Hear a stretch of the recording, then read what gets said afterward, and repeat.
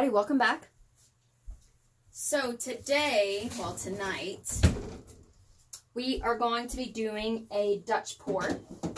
This is an 18 by 24 artist loft level 1 canvas. It's been a long day.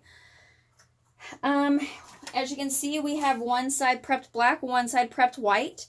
We are going to pour our paint in the middle, and we are going to blow it both directions so we can kind of get both effects.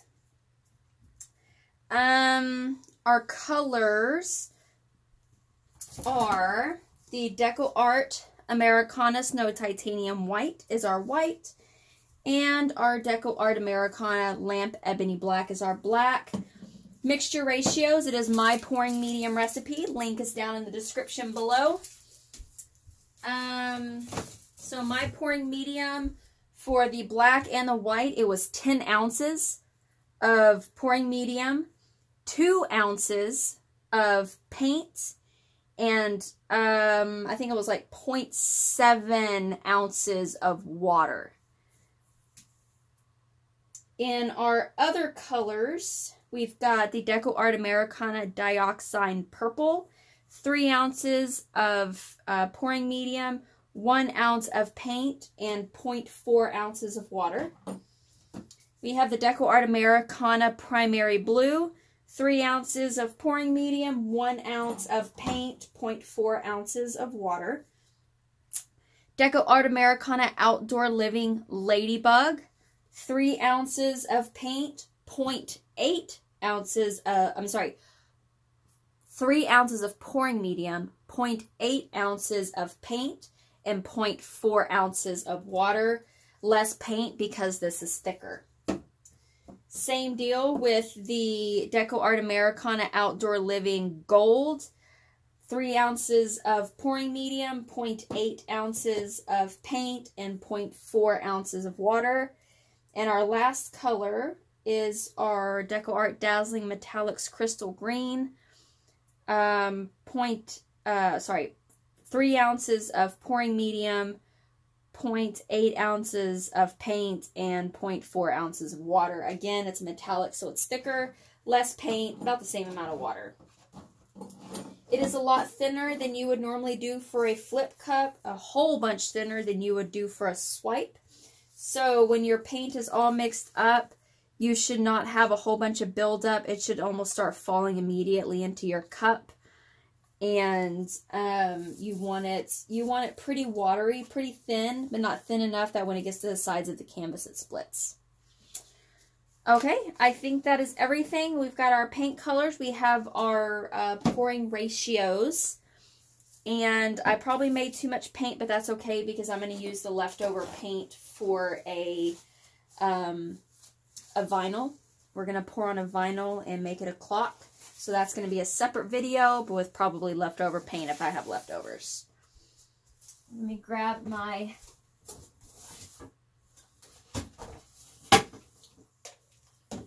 blow dryer here.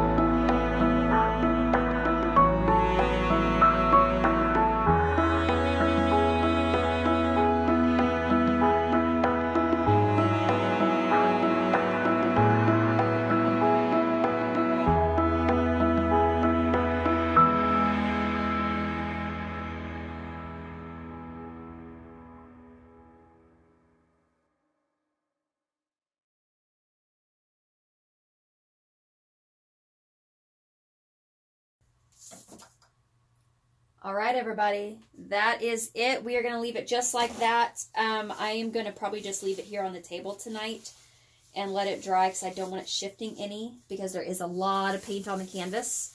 So we are just going to leave it right here. I'm going to put some plastic wrap over all of these excess paints so that we can use them for the next video, which will be this technique on a vinyl record. But we are going to let this dry. This was part 1 of 2 parts. So in part 2, we are going to come back and we will get this sealed. And I'll show you step by step on how I seal my paintings. So thank you very much for joining me. I hope you enjoyed this. Again, part 1, part 2 will be coming probably in the next week once this is dried and we will get it all sealed together. So thank you very much for watching. Down in the description, links to Instagram, Pinterest, Facebook, Twitter, my website, guidedbyfaithdesigns.net, and anything else that you need to recreate this painting on your own. I'm going to bring you down for a closer look. Definitely going to get some macro shots of this one. There's a lot of beautiful stuff going on, so definitely going to do that. Let me bring you down.